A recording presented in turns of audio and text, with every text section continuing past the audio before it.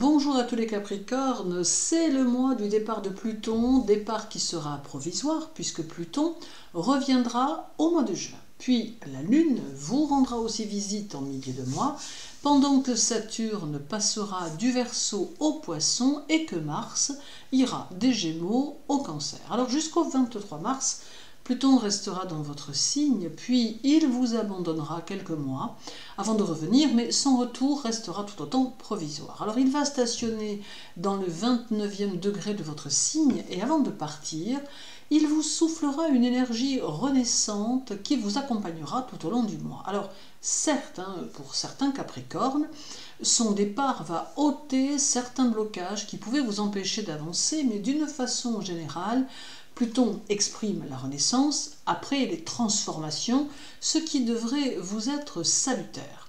Il va laisser chez vous son empreinte et vous aider à trouver l'énergie d'avancer en vous projetant sur des tâches futures que vous aurez choisies avec soin.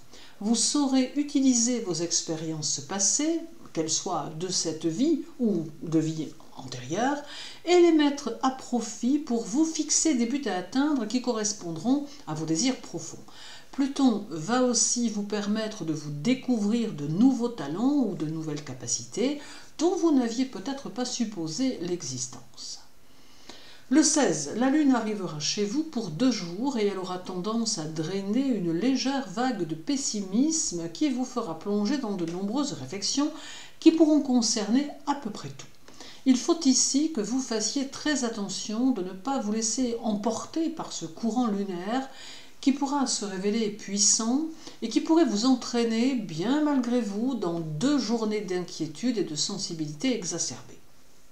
Fort heureusement, cela ne sera que très éphémère et vous parviendrez, une fois la Lune partie, à retrouver votre équilibre intérieur.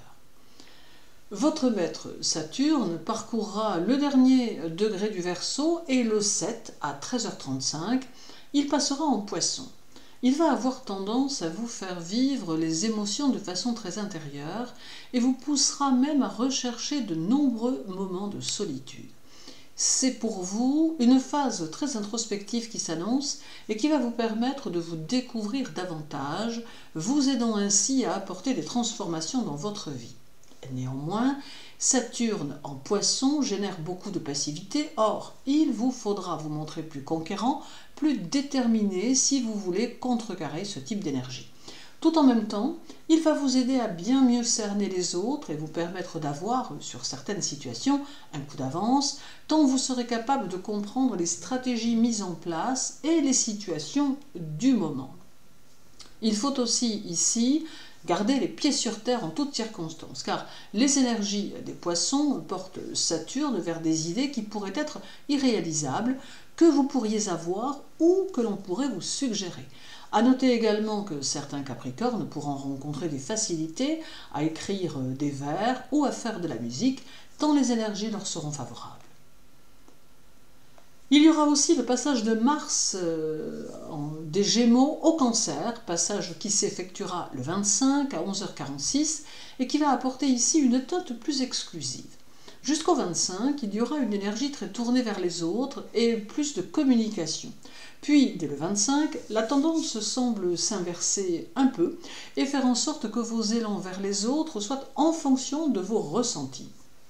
Il est possible que vous ayez plus tendance à rester dans la discrétion, notamment en ce qui concerne vos projets ainsi que ceux de votre entourage familial.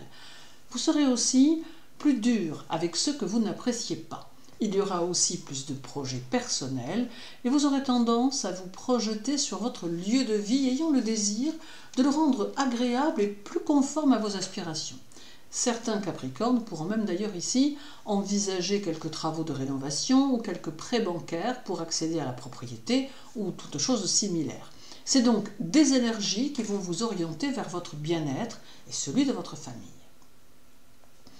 Le 2, Saturne sera conjoint à Mercure et cela va grandement favoriser votre esprit et votre concentration. C'est un aspect très intellectuel que celui-ci qui vous favorisera dans tous vos travaux de l'esprit. Pourtant, ce duo aura tendance à susciter des insatisfactions que vous ressentirez au fond de vous. Cela peut vous donner le désir de vous mettre en quête de nouvelles connaissances qui vous aideront à progresser dans vos choix. D'autre part, Ce duo va favoriser votre travail et vous permettre les bonnes idées que vous pourrez développer. Il y aura là probablement des opportunités à venir qui vous seront bénéfiques et qui seront porteuses. Puis, il y aura le 11, où Mars sera au sextile de Vénus, ce qui favorisera votre vie affective en y apportant un bon équilibre. Les attaches seront sincères et franches, et il y aura au sein du couple plus de spontanéité. Cela n'exclura pourtant pas quelques excès d'humeur que vous pourriez avoir. Sur le plan professionnel et social, ce duo marque les contacts faciles et favorise les échanges que vous pourriez avoir.